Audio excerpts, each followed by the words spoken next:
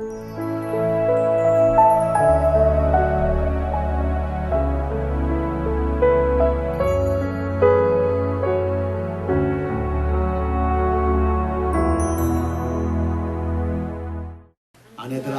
남편에게 복종하라. 이는 주 안에서 마땅하니. 남편들아 아내를 사랑하며 괴롭게 하지 말라. 자녀들아 모든 일에 부모에게 순종하라. 이는 주 안에서 기쁘게 하는 것이니라. 아비들아 너희 자녀를 노엽게 하지 말지니 낙심할까 함이라. 아멘. 오늘은 어버이날입니다. 어떻게 보면 너무나도 좋은 날이고 기쁜 날이고 또 복된 날입니다. 이 좋은 날이기 때문에 옆에 분하고 한번 인사를 나눴으면 좋겠어요.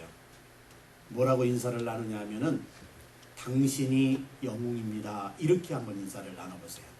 시작. 영웅입니다. 당신이 영웅입니다. 아멘. 네, 그래요. 자, 오늘 지금 여러분들에게 제가 영상을 2개를 보여드렸습니다. 하나는 우리 엄마의 모습을 보여드렸고요. 정말 자녀들을 위해서 모든 것을 희생하고 헌신하고 쏟아부으시면서도 당신은 그렇게 살아도 되는 줄 알았다가 어느 날 온몸이 병에 걸려서 일찍 가실 수밖에 없었던 엄마의 모습. 또 하나는 꿈을 선택하시겠습니까? 50만 불을 선택하시겠습니까? 한국의 5억이라고 하면은 여기 돈으로는 50만 불이거든요. 그래서 제가 50만 불로 좀 바꿔봤습니다. 여러분들 같으면 꿈을 선택하겠습니까? 50만 불을 선택하겠습니까? 우리 학생들을 보니까는요, 우리 학생들은 거의 대부분이 꿈을 선택한다. 그래서 5억이 아니고 50만 불이 아니고 꿈을 선택한다. 근데 제가 그걸 보면서 무슨 생각을 했냐면은, 그렇다. 우리 한참 자라나는 학생들이 만약에 5억을 선택한다고 얘기한다고 한다면은 이거 참 얼마나 이 사회가 어둡겠는가 그런 생각을 했는데, 그래도 아이들은 거의 대부분이 꿈을 선택한다 라고 얘기를 했어요. 참 감사하더라고요. 근데 이제 아버지들에게 물어보잖아요. 이제 당신이 1년밖에 못 산다면은 꿈을 선택하시겠습니까? 5억을 선택하시겠습니까? 50만 불이죠. 네, 50만 불을 선택하시겠습니까? 여러분들은 어떻게 생각하시겠습니까? 그렇잖아요. 생각해보면은 물론 우리의 꿈을 이루는 것도 상당히 좋습니다. 그런데 이제 내가 1년밖에 못 산다고 한다면은 아마 많은 분들이 거의 동일하지 않겠는가. 나도 50만 불을 선택하겠어요. 그래가지고 우리 자녀들에게 그거라도 좀 남겨주고 그리고 내가 가겠어요. 이런 생각이잖아요. 왜요? 이게 바로 아버지니까. 이게 바로 가장이니까. 자, 오늘날 이 세대를 보면은요, 현대를 가리켜서 영웅 부재 시대라 이런 얘기를 합니다. 그래서 정말 영웅 찾기가 너무 힘들다는 거예요. 학계든지 교계든지 정치계든지 어디에서든지 좀 영웅다운 영웅을 한번 좀 찾았으면 좋겠는데 영웅 찾기가 너무 어렵다. 그래서 얼마 전에 그 이순신이라고 하는 영화를 이제 상영하지 않았습니까? 그때 참 많은 사람들이 그 영화를 보러 갔어요. 그 내용을 보면은 뭐 그렇게 그냥 우리가 생각한 것만큼 많은 감동을 줬다. 그런 생각은 못하겠어요. 그럼에도 불구하고 많은 사람들이 거기에 열광할 수밖에 없었던 이유는 오늘날 영웅 찾기가 너무 어렵다. 그렇기 때문에 그 영웅이었던 이순신 그걸 한번 좀 보자. 그래서 그렇게 많이 보지 않았나 그런 생각을 합니다. 그럼 오늘날 진짜 영웅은 누굴까? 바로 우리들의 어머니, 우리들의 아버지가 영웅이시고 오늘날 엄마, 아빠로 살아가는 여러분들이 영웅인 줄로 믿습니다. 왜 그러냐면은 센터 오브 라이프, 다시 말해서 우리 삶의 중심이 어디에 있느냐. 삶의 중심은 결국은 가정입니다. 근데 그 가정에서 정말 자녀들을 잘 돌보고 있는 그러한 엄마요, 그러한 아빠라고 한다면은 그 사람은 영웅이라고 얘기해도 전혀 손색이 없다. 그래서 오늘 저는 여러분들을 영웅으로 불러드리기를 원합니다. 엄마로 살아가시는 여러분들이 영웅입니다. 아빠로 살아가시는 여러분들이 영웅입니다. 자, 그래서 이 시대에 진정한 영웅은 과연 누구일까라고 하는 것을 다시 한번 생각하면서요, 몇 가지를 한번 생각해 보기를 원해요. 첫째로는 가정을 아름답게 세웠다면 누가 영웅이라고요? 바로 여러분들이 영웅이다. 여러분 한 분 한 분이 바로 영웅이라고 하는 그런 얘기입니다. 자, 그런데 이 가정에는요, 질서가 있어요. 하나님은 이 우주 만물도 다 질서 있게 만드셨잖아요. 그래서 질서가 무너지면 우주도 무너지게 돼 있어요. 지금까지 이 질서를 붙들고 있는 분이 누구예요? 하나님이세요. 하나님은 철저하게 질서 속에서 움직이시는 분이에요. 그래서 하나님은 가정도 우리에게 허락하시며 가정에도 질서를 주셨어요. 교회에도 질서를 주시고 나라 국가에도 질서를 주시고 질서를 주신다. 그런데 우리 가정의 질서는 과연 어떤가? 아름다운 가정이 되려면 어떤 질서를 지켜야 되는가? 그래서 아름다운 가정의 기본 질서에 대해서 성경에 기록된 것을 여러분들과 잠깐 나누기를 원합니다. 오늘 골로새서 3장 18절에서부터 21절까지를 보니까는요, 가정에는 아내가 있습니다. 가정에는 남편이 있습니다. 또 가정에는 부모가 있습니다. 가정에는 자녀들이 있습니다. 그래서 아내는 어떻게 해야 되는가, 남편은 어떻게 해야 되는가, 아이들은 어떻게 해야 되는가, 아비들은, 부모들은 어떻게 해야 되는가. 그것을 오늘 성경에서 우리에게 가르쳐주고 있어요. 자, 그래서 골로새 3장 18절에서 21절을 보니까 아내들에게 먼저 얘기합니다. 아내들아, 어떻게 하라고요? 남편에게 복종하라. 아내들은 어떻게 해야 돼요? 남편에게 복종하라는 겁니다. 이는 주 안에서 마땅하니라 라고 덧붙여서 말씀하기도 합니다. 그 다음에 남편들에게 말합니다. 남편들에게는 뭐라고 얘기하고 있어요? 아내를 사랑하며 괴롭게 하지 말라. 그리고 또 자녀들에게 말합니다. 모든 일에 부모에게 순종하라. 이는 주 안에서 기쁘게 하는 것이니라 라고 얘기해요. 그러니까 자녀들이 부모를 순종하면 우리 주님께서 뭐 하신다? 기뻐하신다. 기뻐하신다. 그리고 또 부모들에게 얘기합니다. 아비들아, 너희 자녀를 뭐하게 하지 말라? 노엽게 하지 말라. 낙심할까 함이라 라고 얘기를 하고 있습니다. 오늘날 이 시대가 자꾸 무너지는 이유가 뭐냐? 하나님께서 분명한 질서를 주셨는데도 불구하고 그 질서를 자꾸 무너뜨리는 그러한 일들 때문에, 그래서 결국은 이 세상이 혼탁해질 수밖에 없게 되는 거죠. 여러분, 그렇습니다. 우리 아내들은요, 언제나 이 남편을 자랑스럽게 생각할 수 있는 그러한 마음의 여유가 좀 있어야 될 줄로 믿습니다. 하나님께서 짝 지어주신 남편이에요. 때로는 물론 좀 내 마음에 안 들 때도 있습니다. 그러나 그럴지라도 또다시 한번 생각해 보면은 정말 내 곁에 있는 남편이 얼마나 고마운가. 언제나 나를 위해서 참 헌신하려고 하고 희생하려고 하는 이러한 모습들을 보면은 또 감사할 때가 있잖아요. 그러니까 항상 좋게 생각하고 멋지게 생각해 주면은 그러면 남편도 더 멋지게 되어지는 거예요. 제 집사람이요, 셀폰에다가 이제 제 전화번호를 적고 거기다가 뭐라고 적을까 그러더라고요. 그래서 이리 와봐, 이리 내놔봐. 그래가지고서는 제가 셀폰을 그냥 가지고 와가지고서는 거기다가 제 전화번호 위에다가 뭐라고 써놨냐면은 멋진 남 이렇게 써놨어요. 그리고 앞으로는 나한테 전화할 때는 멋진 남만 눌러. 그럼 나한테 전화가 오니까. 그러고서 제가 줬어요. 그래서 전화할 때마다 멋진 남 그러면서 쳐다봐요. 제가 세뇌를 시키는 거예요. 그래서 전화할 때마다 멋진 남한테 전화한다 이런 생각을 해라. 그러면 하여간 좋게 생각하면은 좋아지게 돼 있어요. 근데 안 좋게 생각하면요, 아무리 좋은 것도 안 좋게 보일 수밖에 없거든요. 또 남편들도 마찬가지입니다. 남편들은 늘 언제나 그냥 자기 아내가 최고다. 내 아내가 세상에서 제일 예쁘다라는 생각을 가지고 사는 거죠. 그리고 할 수 있으면 어쨌든 자기 아내에게 사랑한다고 좀 얘기하고 좀 다독여주고 손도 잡아주고 또 힘든 거 있으면 내가 먼저 그것을 해주고 이렇게 살아가는 이러한 모습, 이것이 얼마나 아름다운 모습입니까? 그러니까 남편들아, 아내를 사랑하며 괴롭게 하지 말라. 내 옆에서 늘 정말 나와 함께하고 나에게 온갖 맛있는 거 해주려고 애를 쓰는 그러한 아내인데 왜 괴롭게 하려고 하는 그런 남편들이 있는지 모르겠어요. 그래서 오죽하면 괴롭게 하지 말라고 그렇게 얘기를 해요. 근데 사실 생각해보면은요, 정말 하나님께서는 멋진 콤비를 만들어 주셨다, 그런 생각을 해요.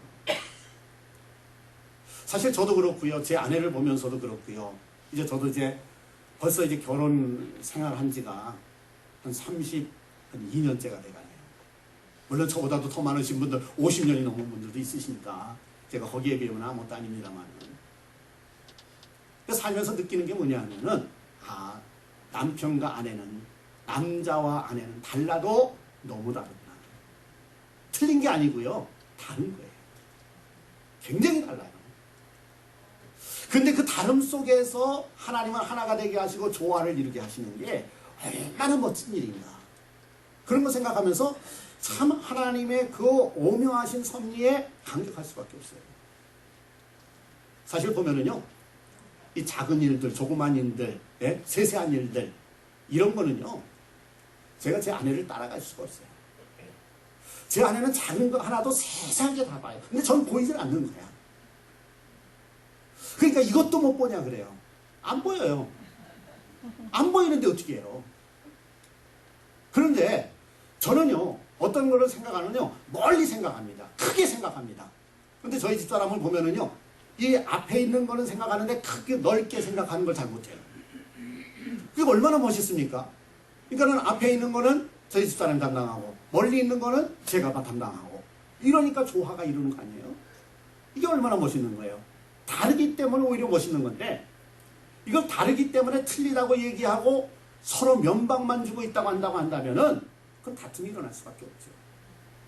싸움이 일어날 수밖에 없죠. 그러니까 매일 부부들끼리 만나서 부딪히는 이유들이 바로 그런 거예요. 서로를 이해해주면 되는데, 상대방은 이런 사람이로구나, 이걸 이해해주면 되거든요. 그러면서 내가 못 보는 세세한 것을 볼 수 있는 우리 아내, 대단하다. 내가 못 보는 저 멀리 있는 것을 볼 수 있는 남편, 대단하다. 이렇게 생각하면요, 이게 얼마나 멋진 조합을 이루고 아름다운 하모니를 이루게 되냐, 그런 얘기죠. 제가 새벽 예배를 끝나면 이제 저희 집사람하고 이 옆에 개천가를 걷습니다. 근데 참 좋아요. 아침에 둘이서 딱 걷고 있으면은요, 너무너무 행복하고, 그리고 또 아침 공기도 너무너무 좋잖아요. 거기다가 물이 흐르고요, 또 거기에는 많은 오리들이 있어요. 그런데 며칠 전에는 지나가는데 그 오리가 새끼를 낳았어요. 야, 그런데 두 군데가 있더라고요. 근데 한 어미오리 옆에는 한 10마리 정도의 새끼가 있고요, 한 어미오리 옆에는 12마리의 오리 새끼가 있더라고요. 양쪽으로, 이 하나는 이쪽에, 하나는 저쪽에 있었어요. 그런데 보통 보면은요, 이 오리가 참 재밌는 건 뭐냐면은, 거의 순놈은 순놈끼리, 암놈은 암놈끼리 잘 안 다녀요. 암놈, 순놈이 같이 이렇게 함께 다니고, 그 다음에 새끼를 낳았을 적에도 항상 보면은 어미 오리가 있으면 이제 애비 오리라고 얘기해야 되나요? 애비 오리도 같이 놀아요, 거기서. 빙빙 놀아요.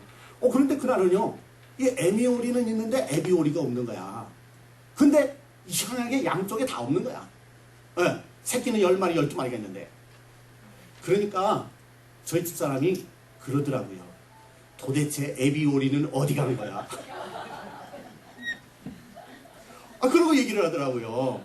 그래서 제가 그 순간에 또 제가 순발력이 있잖아요. 그래서 딱 얘기를 했어요. 아니, 저렇게 새끼를 많이 낳았는데 저 먹여 살려야 되지 않냐. 그러니까 지금 애비어린은 돈 벌러 간 거야. 아니 그렇게 생각하면 되지. 아 굳이 애비어린은 어디 갔느냐 그러면 애비어린을 갖다가 비난할 이유가 뭐 있냐. 지금 뭔가 아기 오리들을 위해서 뭔가 지금 준비해러 갔을 거다. 그렇게 제가 얘기를 했어요. 네?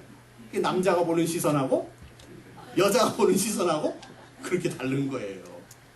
근데 합쳐놓고 보면 다 좋은 거거든요. 그렇잖아요.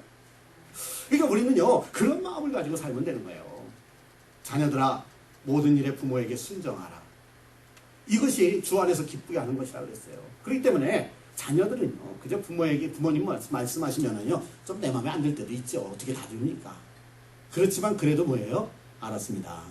알았습니다. 그렇게 대답할 수 있는 자녀가 돼야 돼요. 아버지 어머니가 뭐라고 얘기하면 거기다 토달지 말아라. 우리 신앙도 그렇잖아요. 우리 하나님 아버지께서 우리에게 말씀하실 때에 지혜로운 사람은 어떤 사람입니까? 내 생각과 하나님의 생각이 다르다고 한다 할지라도 누구의 생각이 옳은 거예요? 하나님의 생각이 옳은 거예요. 그러니까 그냥 하나님 앞에는 아멘, 아멘. 그리고는 그냥 뭐 하라 그랬어요? 제가 피어리어를 딱 찍어버려라. 더 이상 거기다 토를 달지 말아라. 거기다 피어리어를 딱 찍고 그냥 아멘 하면 그것이 바로 복이 되고 그 인생이 지혜로운 인생이다 라고 말씀을 드렸어요. 그 다음에는 아비들아 너희 자녀를 노엽게 하지 말지니 낙심할까 아니라. 정말 우리가 조심 많이 해야 됩니다. 요즘요 우리 아이들이요 참 우리 어른들이 생각하지 못할 정도로 심각한 그러한 일들이요 수도 없이 지금 일어나고 있습니다. 한국의 어느 교회에서요 이제 그냥 이 미혼모들이라든가 혹은 이제 어떻게 해서 불장난으로 아이를 낳는데 이 아이를 키울 수가 없고 그래서 그냥 막 쓰레기통에도 버리고 막 그러잖아요. 그게 너무 안 됐어가지고서는 어느 교회에서 거기도 이제 교회 앞에다가 이렇게 보금자리 하나 만들어 놓고 아기를 버리려면 여기다가 차라리 버려라. 그런데 작년에요 365일 아니에요. 그런데 거의 한 280명이 거기다 버리고 갔어요.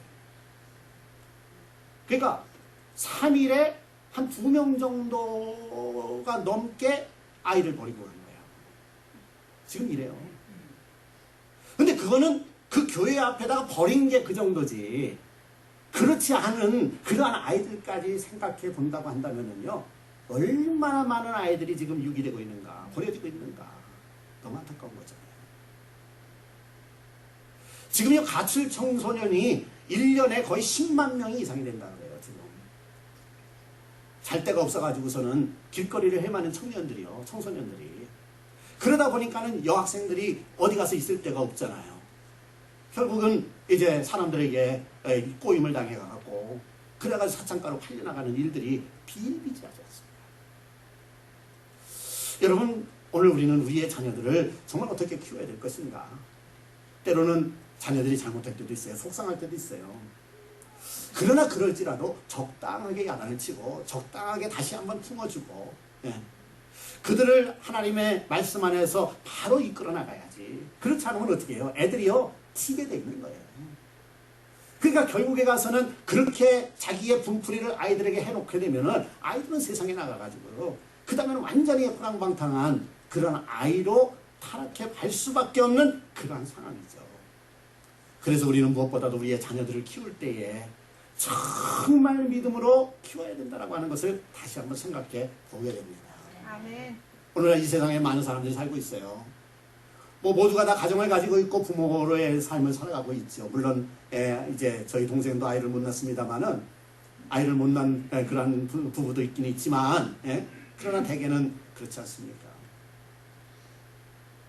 그런데요. 그렇게 많은 부모들이 있는데 과연 그 부모들 가운데서 예수 믿는 부모가 몇 프로나 될까라고 생각하면요. 참 안타까울 때가 너무 많아요.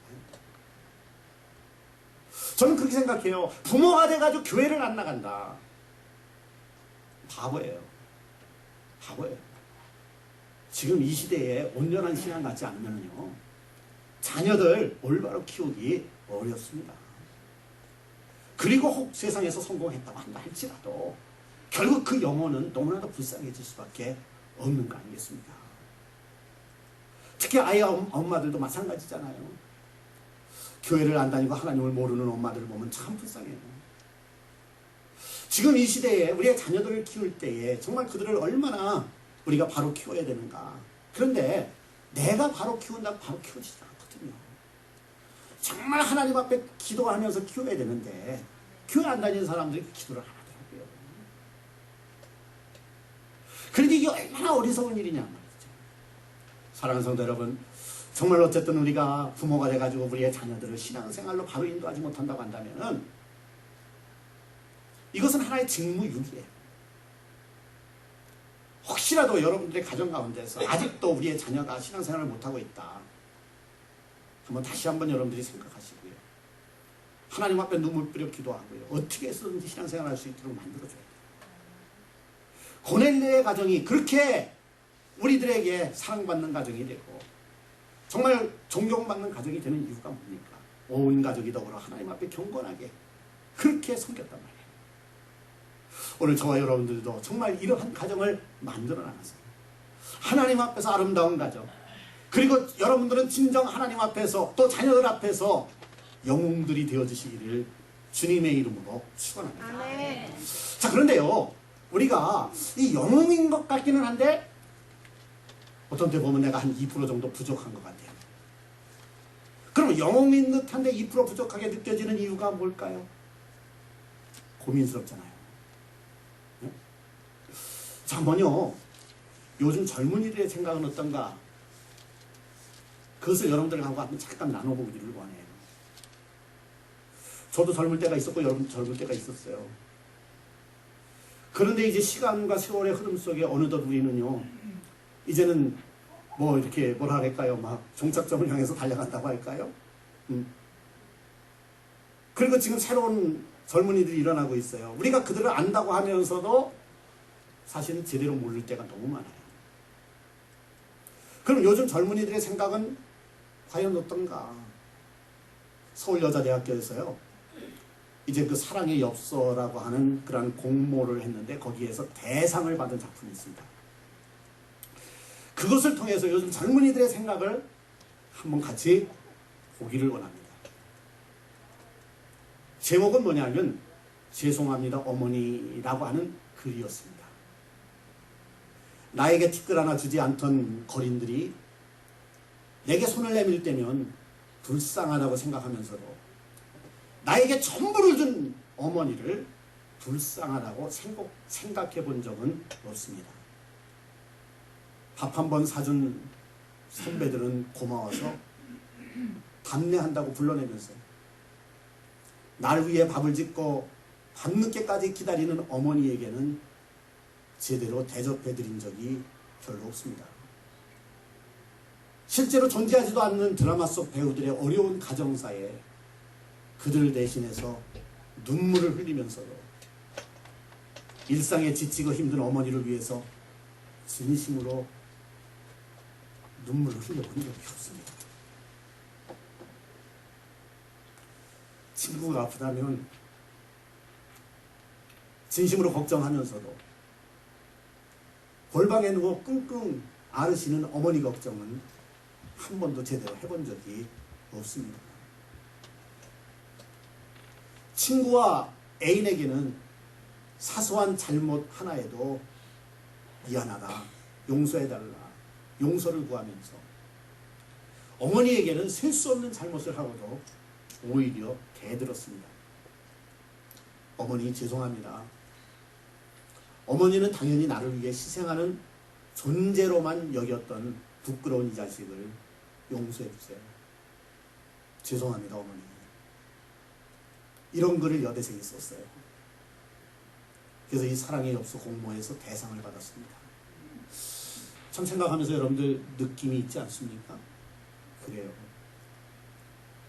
정말 누구보다도 가까운 것이 부모예요. 부모님이 정말 우리에게 헌신적으로 해주지 않습니까? 친구들이 조금만 잘해줘도 잘해줬다고 얘기하면서 부모에게는 고맙다 감사하다는 말을 제대로 못하고 살아갔던 우리들의 모습을 여기서 우리가 다시 한번 생각해 보게 되죠. 참 아름다운 글입니다. 그런데요, 이런 학생이 있는가 하면 또 다른 학생도 있더라고요. 그래서 이번에는 서강대모 교수가 서울대 학생들을 상대로 해서 질문을 하고 대답을 받은 것이 있습니다. 요즘 젊은이들의 생각이 어떤가 그것을 보여주는 말인데요. 한번 더 보겠습니다. 무슨 질문을 했느냐 하면은 서울대 학생들한테 질문한 겁니다. 최고의 지성이라고 하는 학생들 있죠? 거기다 질문한 겁니다. 아버지에게 원하는 것이 무엇입니까? 첫 번째 질문을 했어요. 그랬더니 40%의 학생들이 뭘 원한다고요? 돈을 원합니다. 그래서 아버지가 나한테 돈 많이 줬으면 좋겠다는 거예요. 그걸 원한다는 거예요. 두 번째로 부모님이 언제쯤 돌아가셨으면 좋겠는가? 그랬더니 가장 많은 대답이 몇 살이요? 63세. 야, 그러면 오늘 여기 있는 많은 분들은요, 우리 자녀들의 기대치를 제대로 알지 못하고 너무 오래 살고 있는 거야 지금. 빨리 가야 되는데. 예? 그래서요, 그럼 왜 63세냐? 그 이유를 물었어요. 이유가 뭐냐? 라고 물으니까 63세면은요, 부모님이 대개 은퇴하시고 퇴직금을 가지고 있는 때이기 때문에 가장 많은 돈을 상속받을 수 있기 때문이라는 거예요. 더 살면은 자꾸 돈 쓰잖아요. 그러니까 돈 쓰기 전에, 예? 그래서 그 돈 받으려고. 그래가지고서 몇 세?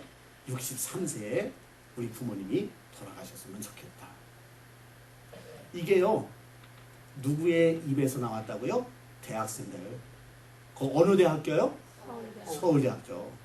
머리가 최고로 좋다고 하고요, 최고의 지성들이라고 하는 그런 학생들의 그 입에서 나온 대답이라는데 정말 충격을 받지 않을 수가 없습니다. 왜 그렇습니까? 오늘날 이 사회의 교육을 보면은요, 최고의 교육을 가르친다고 그러지 않습니까? 부모님들도 마찬가지잖아요. 이제 예전에는 우리 여기서 아이들 가르칠 적에는 그걸 몰랐어요. 그런데 지금 한국에서도 교육열이 대단한데 여기서도 그래요. 제가 우리 아이들 가르칠 적에도 정말 별로 뭐 학원이나 뭐 그냥 가해나 뭐 이런 데 막 힘쓰고 이런 게 별로 없었잖아요. 근데 지금은 여기도 그래요. 여기도 이제. 근데 그렇게 자녀들 교육시킨다고 그냥 온 힘을 다 쓰고 제대로 먹을 것도 못 먹으면서 그냥 뭐 돈 빌려가고 다 하고, 예? 이렇게 하는데. 근데 이 자식들 입에서 나오는 거 보니까는요, 도대체 이게 뭐냐 이게 뭐냐. 예? 최고의 대학 들어갔다고, 서울대학 들어갔다고 아마 잔치하지 않았는가. 친구들 불러놓고 멋진 파티라도 하지 않았는가, 부모님들이. 그런 자식들의 생각이 이렇더라니까요. 여러분, 오늘날 최고의 교육을 시킨다고 하는데 구멍 뚫린 교육을 할 수밖에 없었던 이러한 상황 속에서 이것을 치유할 수 있는 유일한 방법은 과연 무엇일까? 그래서 제가 대학교 강의실에서 강의하는 그 사진을 여러분들에게 보여드리면서 거기다 구멍을 크게 놨어요. 왜냐하면 구멍 뚫렸단 말이에요, 교육이 지금. 그러니까 뭔가 최고로 가르친 것 같은데 이게 도대체가, 예? 좀 생각이 있는 놈인가, 인격이 있는 놈인가, 이런 생각이 들 정도로 지금 이 교육이 그렇게 무너지고 있다는 거예요. 물질 맞는 시대, 이기주의 시대, 나만 하는 시대. 네. 우리 부모님들은요, 나 죽으면 우리 새끼들 어떻게 하나 걱정이요. 근데 어떤 분이 그러더라고요. 걱정하지 마세요. 왜냐하면은요, 부모님 돌아가시고 나서 2년만 지나면은요, 자녀들 다 잊어버려요. 그리고 지네들 기쁘게 살고 있으니까 걱정하지 마세요. 그러더라고요. 그래서 여러분들 돈 있으면요, 자녀들한테 다 줄 생각하지 말고요, 좀 쓰면서 사세요. 좀 맛있는 거 좀 사다 주고요. 네? 또 혼자 사다 주기 어려우면 저하고 불러내가지고 저도 좀 사주고요. 네. 좋은 데 쓰고요. 하나님 위해서 쓰고요. 할렐루야. 아멘. 네? 그렇게 사시라고요. 그러면 이 구멍 뚫린 교육을 치유할 수 있는 유일한 방법은 뭘까? 아무리 두려봐도요, 이 방법밖에 없어요. 이게 뭐냐? 말씀으로 돌아가는 거예요. 신명기 6장 6절에서 9절에 보니까 이렇게 말씀합니다. 오늘 내가 네게 명하는 이 말씀을 너는 마음에 새기고 네 자녀에게 부지런히 가르치며 집에 앉았을 때든지 길을 갈 때든지 누워있을 때든지 일어날 때든지 이 말씀을 강론할 것이며 너는 또 그것을 내 손목에 메어 기호를 삼으며 내 미간에 붙여 표를 삼고 내 집 문서지와 바깥쪽에 기록할지니라 라고 얘기를 하고 있습니다. 무슨 말이에요? 철저하게 신앙교육 시키라는 거예요. 철저하게 말씀 교육 시키라는 거예요. 철저하게 하나님 앞에서 사는 교육을 시키라는 것입니다. 할렐루야. 물질 만능주의 시대를 어떻게 넘어갈 수 있습니까? 이기주의를 어떻게 넘어갈 수가 있습니까? 넘어갈 방법이 없어요. 그것을 넘어갈 수 있는 방법은 딱 한 가지. 그건 뭐냐? 하나님 앞에 살아가는 겁니다. 아멘. 말씀 앞에 살아가는 겁니다. 그래서 우리의 자녀들에게 말씀 교육을 시켜야 되고요. 신앙 교육을 시켜야 됩니다. 할렐루야. 아멘. 그래서 우리의 부족한 2%, 그게 뭔가 내가 영웅은 영웅인 것 같았는데 뭔가 좀 부족하다. 그 2%를 어떻게 채울 것인가? 여러분, 그래서 이 부족한 2%를 채우고 저나 여러분들이나 진정한 영웅이 되었으면 좋겠습니다. 우리는요, 이왕 그리스도인으로 살아가는데 영웅 크리스찬이 돼야 되겠고요. 영웅 부모가 돼야 되잖아요. 근데 그렇게 하려면 어떻게 해야 되느냐? 제가 이제 한두 가지만 말씀하고 마칠게요. 첫째로는 God first의 삶의 샘플이 되시기를 바랍니다. 이건 예수님께서 가르쳐 주신 교육 방법이에요. 마태복음 16장 33절 6장 33절 너무나도 잘 알잖아요. 다 같이 한번 해보세요. 시작. 그런즉 너희는 먼저 그의 나라와 그의 의를 구하라. 그리하면 이 모든 것을 너희에게 더하시리라. 그렇습니다, 여러분들. 그저 우리는 무엇보다도요, 이 하나님 앞에서 살도록 만들고 God first의 삶을 살도록 만들어줘야 돼요. 이것밖에 없어요. 요즘은 릴레이션십의 시대라고 얘기를 해요. 그래서 우리가 누군가와 릴레이션십이 잘 안 되면 그 인생은 실패할 수밖에 없다는 얘기를 합니다. 그래서 우리는 이 릴레이션십, 이 관계를 잘 설정해야 돼요. 근데 우리가 이 릴레이션십에서 성공하는 그 첫 번째가 뭐냐 하면은요, 그건 바로 하나님과의 릴레이션십에 성공해야 돼요. 하나님과의 관계에 있어서 성공해야 된단 말이에요. 네. 그리하면 이 모든 것을 너희에게 더하시리라. 그리하면 이 세상에서도 너희들이 살 수 있는 길을 다 하나님이 열어주신 거예요. 네. 예? 여러분 보면은요, 왜 이 하나님과의 릴레이션십이 그렇게 중요하냐? 하나님과의 릴레이션십은 바로 우리 인생에 있어서 우리 인생이 나무라면 뿌리와 같은 거거든요. 어떤 나무는요, 잘 자라가지고서는요, 그래가지고 막 열매가 맺어져요. 그런데 보면 열매가 시들시들해져요. 나중에 보면 뭔가 뿌리에 문제가 있고. 근데 어떤 나무는요, 똑같이 자라는 것 같은데 아주 실한 열매가 생겨요. 그런 건 왜 그렇습니까? 뿌리가 잘 박혀있기 때문에 그런 거예요. God first, 인생의 뿌리입니다. 뿌리예요.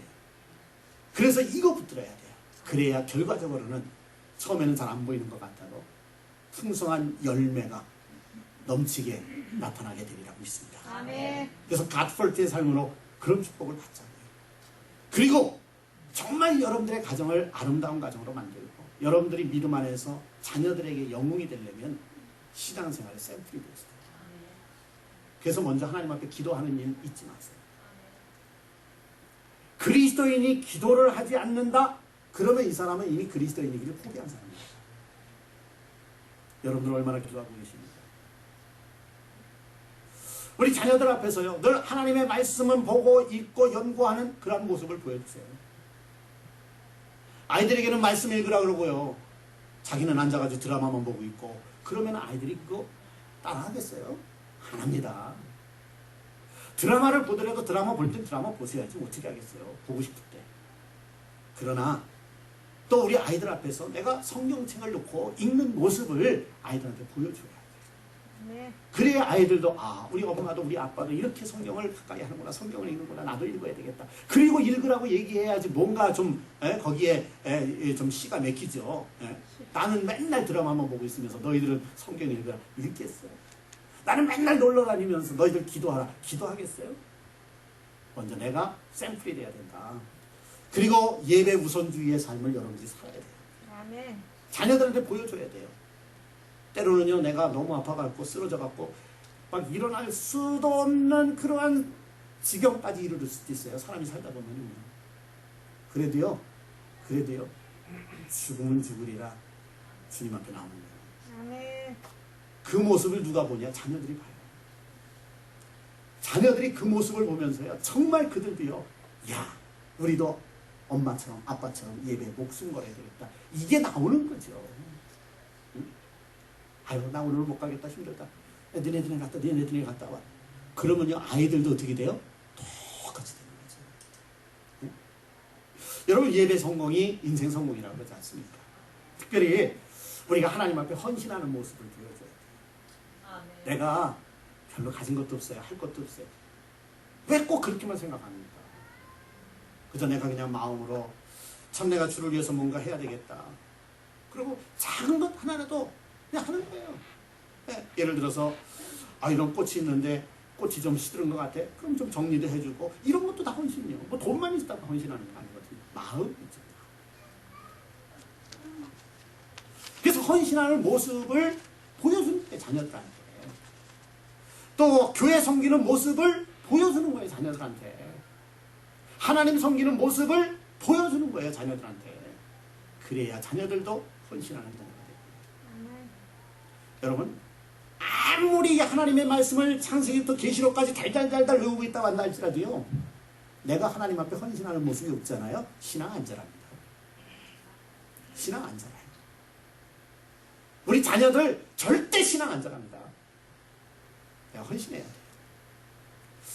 여러분들 과연 어떻습니까? 물론 여러분들은 잘하고 계신 걸로 제가 알고 있어요. 네, 감사해요. 그리고 이제 우리는요 무엇보다도 하나님을 높이는 삶을 살아요. 항상 하나님을 높여야죠. 네, 내가 높아지려고 하면 안 돼요. 우리 자녀들한테도요 아무리 부모가 잘했다고 한다 할지라도 네? 하나님께 참 감사하다. 하긴 부모의 입에서 이 하나님 소리가 만약 그냥 입에서 그냥 막 달달달달 나와야 돼요. 할렐루야. 아멘. 네, 그래야 자녀들도 그걸 그대로 본받아 따라하는 거예요. 그러면 우리의 자녀들이요 지금 세상 교육이 속된 말로 개떡같아 한다 할지라도요 걱정하지 마세요. 예. 지금 동성애 문제가 이제는 그게 막 초등학교, 중학교, 고등학교로 들어오지 않습니까? 예? 거기다가 남녀 공용으로 막 화장실 쓰고 남녀 공용으로 막 샤워실 쓰는 이러한 시대가 지금 돼가고 있지 않습니까? 이런 상태 속에서도요 여러분 어떻게 내 자녀 지키겠어요? 했습니다. 신앙입니다. 그거밖에 없습니다. 이제 말씀을 맺겠습니다. 지금은 영웅이 없다고 말하는 영웅 부재의 시대에 살고 있습니다. 그러나 여러분들이 정말 믿음으로 산다면 여러분은 영웅입니다. 여러분들의 자녀들에게 믿음의 모습을 보일 수만 있다면 여러분이 영웅이라는 말입니다. 네? 진짜 영웅은 과연 누굴까요? 무엇보다도 신앙교육에 성공하는 당신이 진짜 영웅이에요.